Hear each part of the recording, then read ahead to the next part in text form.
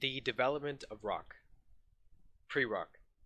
So when you think of the core rock instruments, you think of the guitar, the drum set, the bass, and the vocals. Well, these all originate from other instruments. The guitar originates from the lute. Each drum and a drum kit could be traced back to the beginning of human time. Bass guitars can trace their lineage to the cellos, the Baroque era, and of course vocals have been around longer than humans have been around with birds and whatnot. Rock is founded off the basic foundations of the blues. The pentatonic scale, which is instrumental in writing rock music, came from the blues. The instrumentation is very similar. The swing that is heard, especially in the 50s, was a very, and still is a very bluesy concept.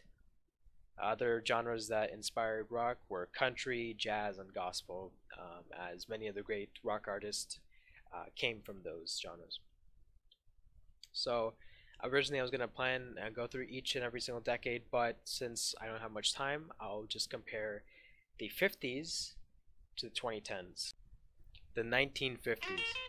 So some key musical technologies that came out in the 50s were the transistor radio, the jukebox, and the 45 RPM record.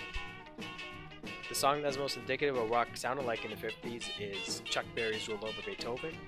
My initial reaction to the song was how strong the swing felt. It was very prevalent and it's something you can almost dance to.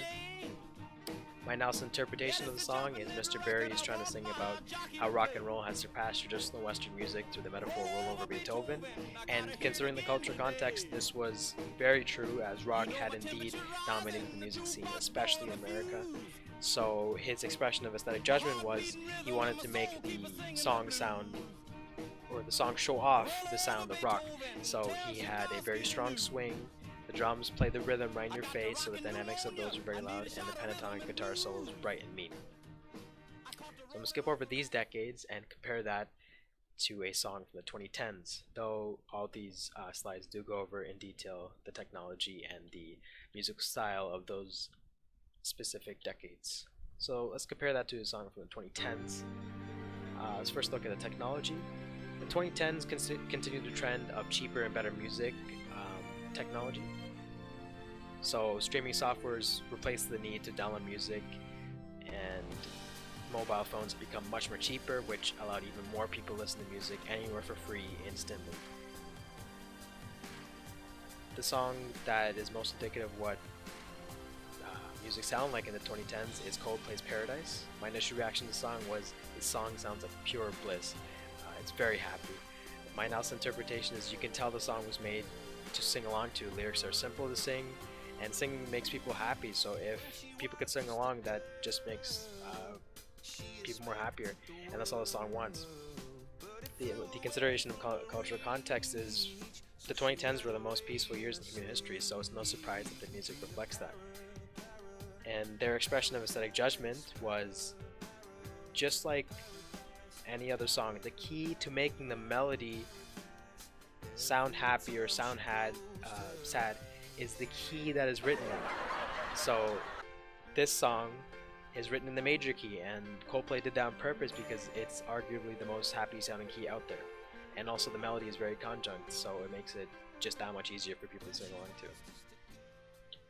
So the differences between the 50s and 10s are the 2010s you can utilize very advanced recording technologies, and the biggest thing is multi-track recording, which is actually something from the 70s, and this allows people to record one instrument at a time instead of recording the entire band at once.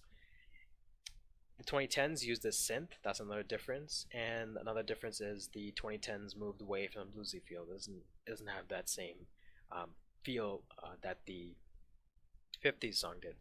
The similarities, though, are the drums, the bass, the vocals, and guitar. Those are both common between those two songs. The dynamics are both forte for most of the song. The main message is still pushed via the vocals, and they both have an instrumental section with a guitar solo. Alright, that's pretty much the end of the video. I'm just going to show the style sleuthing section, which just goes over the general gist of what every decade sounded like. Even though I couldn't go through everything, here's a list of what everything sounded like, so maybe you could take something away. But apart from that, I don't have much else to say. I'm very glad you listened. I don't know. And I hope you have a great day. Thank you.